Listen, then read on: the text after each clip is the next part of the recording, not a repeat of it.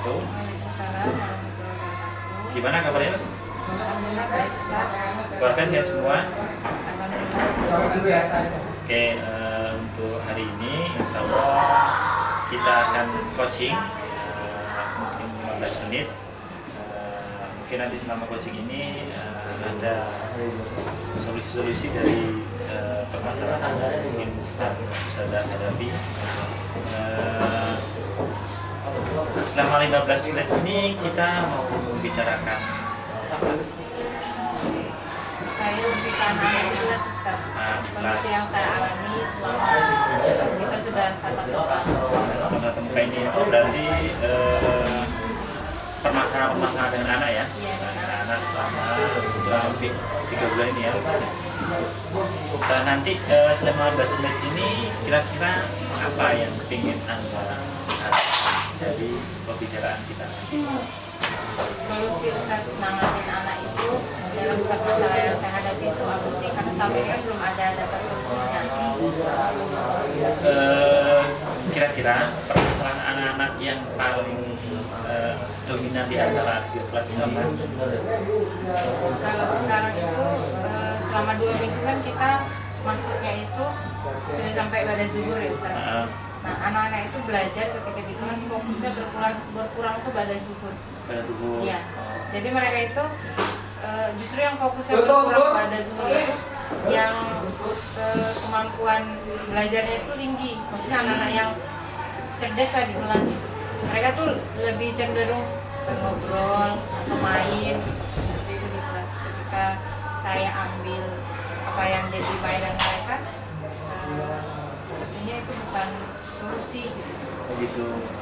Kalau saya tangkap berarti fokus pembicaraan kita permasalahan anak-anak tentang fokus di setelah pada tubuh. Iya.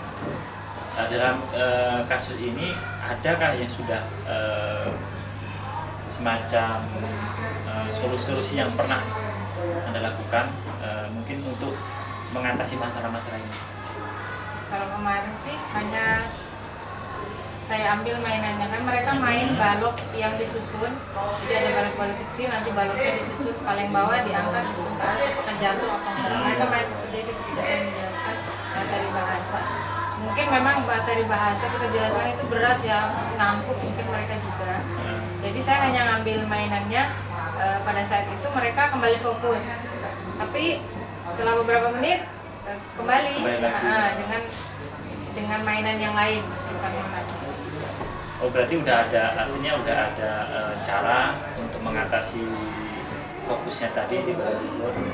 Tapi dalam beberapa kasus ini apakah semua anak yang mengalami nggak fokus ketika belajar atau hanya anak-anak tertentu?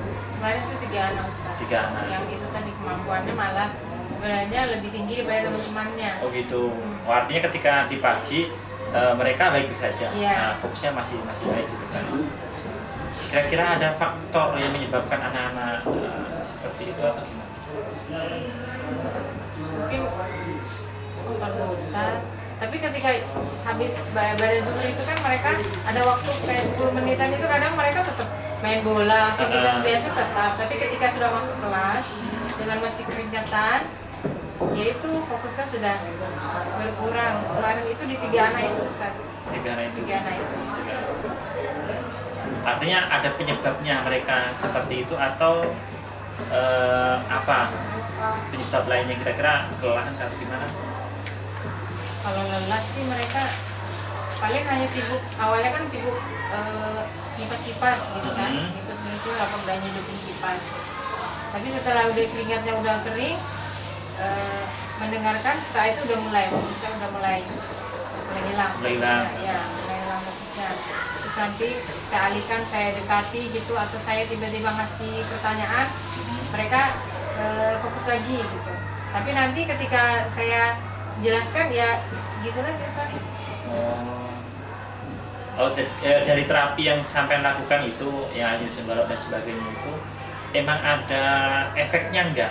Ada setelah dia dikasih terapi dari nyusun balok kemudian siapa yang jatuh inginnya fokusnya kembali tetap atau masih tetap sebentar aja. Artinya tetap sudah melakukan terapi tapi masih belum bisa kembali ke sana. Sebelumnya ini sebelum proses di pagi hari kemudian istirahat dan sebagainya itu, apakah anak-anak tadi itu porsi mainnya itu emang lebih banyak atau berkurang, artinya nggak terlalu banyak mainnya? Kalau mungkin kali ini banyak dia mainnya, mungkin banyak main bolanya, kemudian ketika berat fokusnya jadi kurang atau gimana? Kan mereka biasa kalau istirahat pertama itu mereka lebih ke ngabisin uang gitu atau jajan dulu ya, jajan. Jadi setelah jajan masih ada waktu main bola. Nah nanti istirahat kedua ketika pada zuhur itu mereka masih sempat main bola walaupun panas-panasan. Nah, setelah itu masuk. Jadi kalau menurut saya sih waktu mainnya mungkin menurut mereka gitu, menurut mereka yang kurang. Tapi kan harusnya udah paham, oh ini sudah waktunya masuk gitu kan, harusnya fokus dulu gitu. Tapi memang 3 anak ini aktif sih. 3 anak ini? Iya. Oh, artinya ini kasusnya di kelas sampean ya? Kelas 6B. Kelas 6B ya. Pernah coba ada metode yang mungkin yang lain yang pernah mungkin sampai dapatkan dan pengen diaplikasikan ke anak-anak selain tadi metode bermain tadi, artinya main tumbuk balok kemudian terlatih mereka? Apa ya Ustaz? Main sudah saya kasih kayak tiba-tiba mereka lagi main, saya kasih pertanyaan gitu kan, kayak mereka kayak kaget gitu kan, kaget.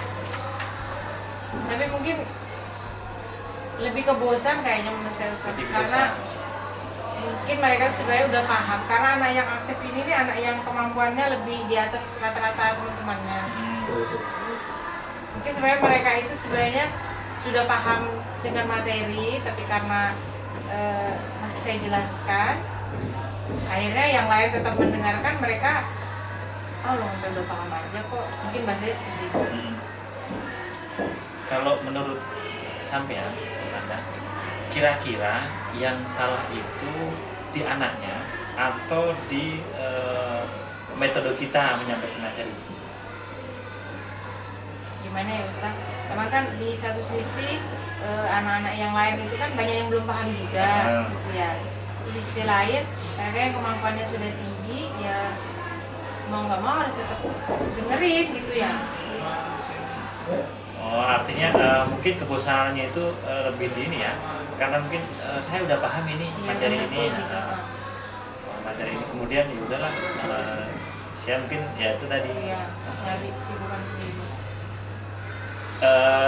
Dari beberapa cerita tadi yang saya sampaikan, kira-kira adakah langkah jitu yang mungkin bisa sampai terapkan nanti ketika seperti tadi di habis gugur dan kelas 6B, saya coba strategi yang ini, ada terbuka selain yang tadi?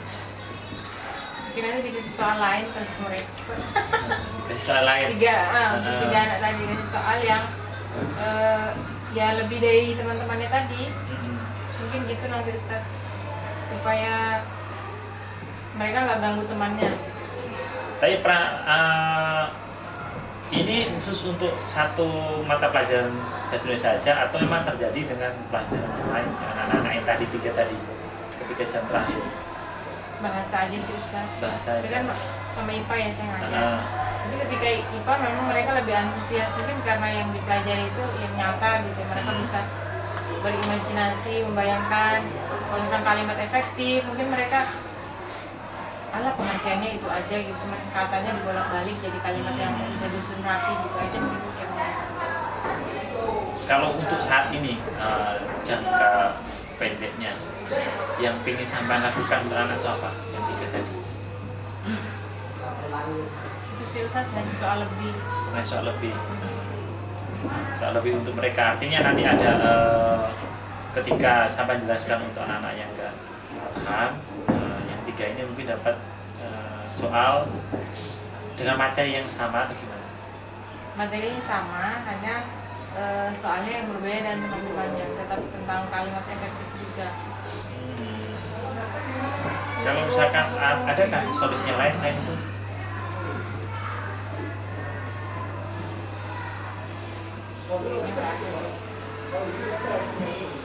Berarti nanti strateginya berarti itu ya? Dengan soal tambahan.